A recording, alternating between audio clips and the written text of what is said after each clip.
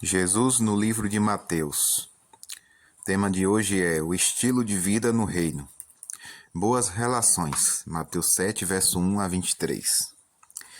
Jesus se aproxima do final de seu discurso. Ainda não entra na conclusão, mas começa a enfatizar algumas verdades que já havia dito. Não as diz da mesma forma. Ele gira o diamante para que brilhe em outro ângulo.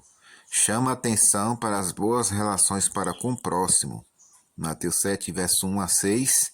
Para a oração, Mateus 7, do verso 7 a 12. Para o caminho que leva à vida ou ao reino, Mateus 7, versos 13 e 14. Jesus fala também dos bons frutos, Mateus 7, versos 15 a 20. E a entrada no reino dos céus, Mateus 7, versos 21 a 23. Cada nova frase de Jesus aumenta a impressão favorável de seus ouvintes. Sentem que ele atende à sua real necessidade espiritual e o reconhecem internamente. Ali onde o sentimento autêntico não pode ser controlado por pressões externas. Relacionamento com o próximo, que está em Mateus 7, versos 1 a 6. Como não reconhecer a veracidade de Jesus quando lhes diz: não julgueis para não serdes julgados? Mateus 7, verso 1. A relação crítica entre os fariseus e escribas era um hábito, um modo de vida. Protegiam seu estilo de vida, condenando os que não o seguissem. O povo sofria as consequências. Viviam uma vida de auto-amparo espiritual, tensa, insegura, rígida e triste. E o pior, as pessoas imitavam seus mestres, tratando-se mutuamente de modo parecido. É estranho, mas o ser humano sempre faz o que encontra de mal e condena em outros. E Jesus advertiu: com o critério com que julgardes, sereis julgados, e com a medida com que tiverdes medido, vos medirão também. Falta de equidade na conduta deles? É óbvio. Desequilíbrio, insensatez e extrema falta de sabedoria, porque agindo assim, eles estabeleciam uma medida rígida para suas próprias ações. O pior era que agiam com hipocrisia, condenavam a palha no olho alheio, quando eles tinham uma viga no próprio olho. O julgamento pertence a Deus, não a nós. Deus julgará todas as pessoas, apoiando-se na soma total dos atos vividos por elas. Não é uma ação isolada que determina a tendência de vida de uma pessoa. Por outro lado, nós julgamos a ação isolada como se fosse a soma total das ações vividas por essa pessoa. E a julgamos mal, muito mal, se ela não nos agrada. Mas se nos for simpática, tudo nela será bom. Muito frequentemente, nossos julgamentos são autodefensivos. Quando condenamos alguém por injustiça, queremos dizer que nós somos justos, e ao dizer que tal pessoa é antipática, dizemos que nós somos simpáticos. Por outro lado, não deis aos cães o que é santo, disse Jesus, nem lancei ante os porcos as vossas pérolas, para que não as pisem com os pés e voltando-se vos dilacerem. Mateus 7, verso 6. Sejam sábios em suas relações com os outros. Cada um deve receber a confiança que merece. Não confiem naqueles que podem destruí-los e nem nos que não sabem respeitar a confiança neles depositada. Há indivíduos que não têm reação alguma contra o pecado, não querem sair de sua escravidão, apegam-se a ele com todas as forças de sua vontade. Não são confiáveis, tornaram-se agentes do inimigo e inimigos de Deus. Esses não serão seus amigos, mas vocês não podem ser inimigos deles. Há outros que consideram o Evangelho apenas um campo de contendas e de conflito. Não se deixem envolver por eles. Não percam a fé por causa de seus argumentos críticos ou irônicos. Continuem vivendo e pregando o Evangelho, respeitando o que é sagrado, valorizando as pérolas a fim de enriquecer os que estão dispostos a crer.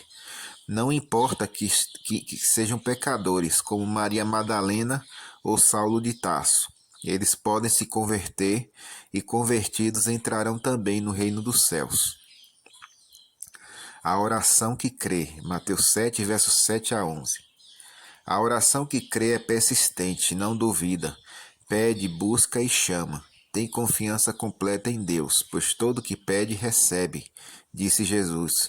O que busca, encontra, e a quem bate, se abrir-lhe-á. Mateus 7, verso 8. Essa oração é incondicional, nada deve impedi-la. Desejam vocês aperfeiçoar o caráter para que seja semelhante ao de Cristo? Peçam. Sentem-se pecadores? Peçam perdão. Desejam que Deus os limpe? Peçam. Sentem-se em estado de impotência extrema? Peçam também. Procurem com insistência a bênção de Cristo, mas sobretudo busquem-no. E quando pedirmos, recordemos que estamos respondendo a um convite do Pai, e Ele sempre recebe seus convidados. Regra de ouro, Mateus 7, verso 12. Disse Jesus: Tudo quanto quereis que os homens vos façam, assim fazei-o vós também a eles, porque esta é a lei e os profetas. Mateus 7, verso 12. O maior interesse de vocês não deve estar no que recebem, e sim naquilo que dão. Nunca no que vocês merecem, e sempre no que os outros merecem. Vocês não devem ser o centro do que fazem. Esse centro deve ser o semelhante. Sejam corteses com eles, com semblante alegre, de espírito amável, coração puro, atitude terna, ações amáveis, palavras suaves e de espontânea doçura, como o caráter de Cristo. Compartilhem com eles, compartilhem o evangelho que receberam da graça de Cristo. Compartilhe o amor que Deus lhe deu como presente. Compartilhe as bênçãos espirituais outorgadas sem medida. Compartilhe os bens materiais que Deus concedeu a vocês, seus administradores, para que façam das obras de misericórdia a maior força da verdade. Sejam como Cristo, e o Pai os receberá juntamente com aqueles que vocês ganharem com seu testemunho, assim como Cristo foi recebido em seu retorno ao céu, depois de ter completado a sua missão. O caminho que leva à vida. Mateus 7, versos 13 e 14.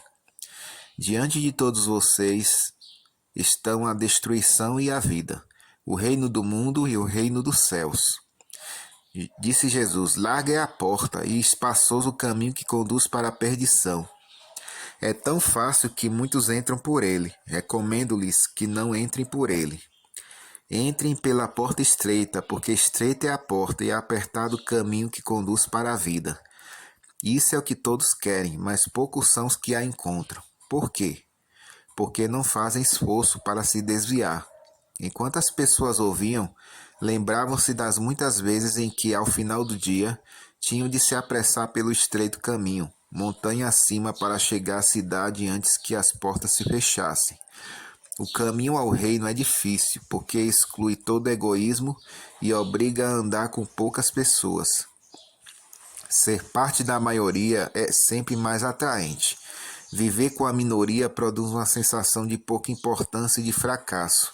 É um sacrifício, mas o glamour da maioria é enganoso, e o preço cobrado por isso pode ser a destruição. É muito melhor entrar pela porta estreita. Por seus frutos os conhecereis. Mateus 7, versos 15 a 20. Jesus continuou dizendo: acautelai-vos dos falsos profetas. Há um grave problema com eles. Pretendem ser uma coisa, mas são outra.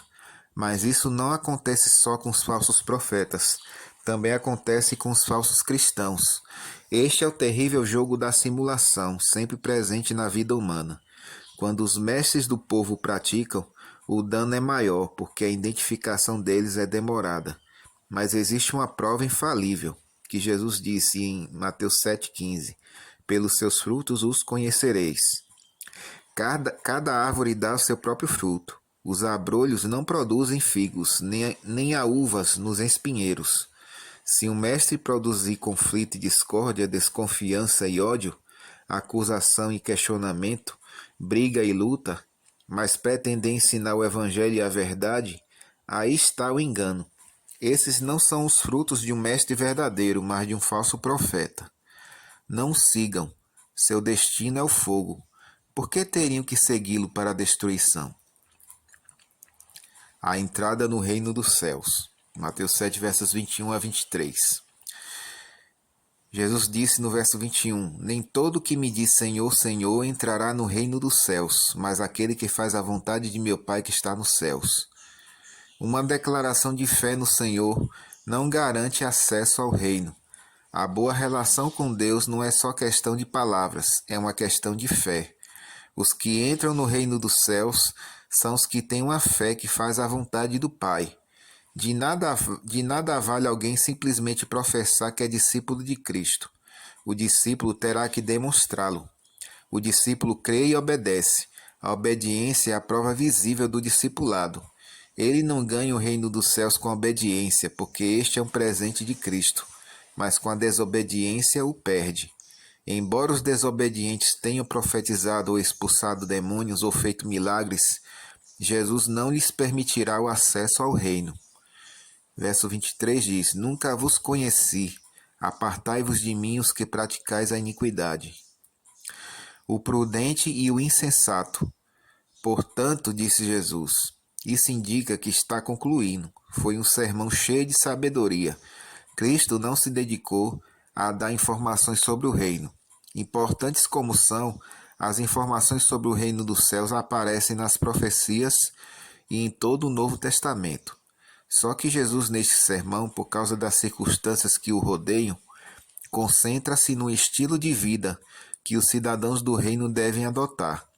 As circunstâncias têm como base a ordenação dos apóstolos e o interesse da multidão congregada para ouvir o Mestre. Jesus sempre adaptou seus sermões às necessidades do auditório que tinha diante de si. Dividiu seus ouvintes em dois grupos, prudentes e insensatos. O prudente. O prudente é uma pessoa especial, não apenas porque edificou. O insensato fez o mesmo. Os dois edificaram a casa. São parecidos na ação, também são semelhantes quanto às dificuldades que encontram na vida. Os dois sofrem, os dois grupos morrem igualmente. O prudente é especial quanto ao modo de edificar e quanto ao fundamento sobre o qual constrói. Ele edificou sobre a rocha. Esse é um símbolo que o povo conhecia desde os tempos antigos. Seu uso começou quando Moisés completou sua obra. Deus lhe anunciara que não entraria em Canaã. Ele já tinha escolhido Josué como novo líder de Israel, e dito a Moisés que ele estava perto de morrer. Já lhe havia dito que o povo entraria em apostasia, e para ajudá-lo, nesse tempo ordenou que Moisés escrevesse um hino, cujo início diz, porque proclamarei o nome do Senhor, engrandecei o nosso Deus, eis a rocha. Suas obras são perfeitas, porque todos seus caminhos são juízo. Deus é fidelidade, e nele não há injustiça. É justo e reto. Deuteronômio 32, versos 3 e 4. Estes são os princípios da permanência, os princípios da segurança. Cristo é a rocha. Ele é justo e nos justifica. É perfeito e nos aperfeiçoa. É fiel e nos torna fiéis. Pratica a justiça e nos ajuda a praticá-la. Ele é reto e nos converte em pessoas retas. Somos edificados na rocha viva sobre a qual nos tornamos pedras vivas para Ele. A rocha é Cristo. Sua palavra é rocha. A religião de Cristo não é letra morta, é pura vida. Consiste em praticar cada palavra dela e cumprir cada mandato. É uma relação viva com Ele, uma relação de fé, e não mero dizer da fé. É a ação da fé traduzida em obras de justiça sob a condução do Espírito Santo. A religião de Cristo é a viva relação com Sua palavra, tão firme como Ele, tão verdadeiramente como Ele é, porque Ele é o caminho e a verdade e a vida. A multidão estava impressionada. Muitos dos ouvintes tinham passado a vida em torno do mar da Galileia e sabiam muito bem do que Jesus estava falando. Viveram muitas vezes essa experiência, e os outros que não viviam na região, sentados na encosta do monte, enquanto ouviam Jesus, podiam ver os muitos vales e campinas por onde, em tempo de chuva, as correntes fluíam para o lago. No verão eram caminhos secos, poeirentos e vazios. As pessoas descuidadas edificavam nesses lugares mais fáceis e com menos trabalho. Quando chegava o inverno, Correntes furiosas destruíam tudo que encontravam pela frente, mas as casas das colinas construídas sobre a rocha permaneciam através dos anos. Algumas delas tinham resistido a um milênio de tempestades. Tudo era muito claro. Os prudentes ou sábios ouvem e praticam, aceitam a autoridade de Cristo, não argumentam contra nem duvidam. Para eles, Cristo tinha e tem a autoridade que disse ter. Para eles, Jesus era o profeta anunciado por Ezequiel que trazia a palavra de Deus, a quem todos deviam ouvir e obedecer. Ezequiel 33, versos 32 e 33. Para eles, Jesus era mais que um simples mestre. Em si mesmo era o padrão do julgamento e o instrumento da salvação. O insensato. Por outro lado, o insensato ouve, mas não pratica. Tão próximo para ouvir e tão distante para praticar. A palavra de Jesus chega a ele tão nítida e tão clara como a prudente. Chega com a mesma autoridade e firmeza como chega ao prudente. Tão plena e verdadeira como chega ao prudente. Mas ele, por não praticá-la, se distancia de Jesus. Não se relaciona com ele no dia a dia. Não aceita sua autoridade e não crê. É nécio. Coloca sua esperança em si mesmo, construindo uma casa sem fundamento, apenas com areia que não resiste às tormentas da vida e se destroça. Reação das pessoas. Jesus terminou seu sermão, silêncio total. Ele não acrescentou mais nada. A multidão meditava, a reação das pessoas era de um assombro profundo, com afeto e simpatia. Não o assombro dos filósofos, dos quais surge a filosofia, mas um assombro de surpresa, alegria e satisfação. Encontraram a sã doutrina, descobriram o ensino sábio no qual sentiram a verdadeira autoridade, que é superior à dos escribas e mestres da lei, que também é superior a Moisés, que transmitiu a lei ao povo. Sentiram a autoridade daquele que no dia final julgará vivos e mortos por sua própria autoridade. Que Deus abençoe cada um de vocês.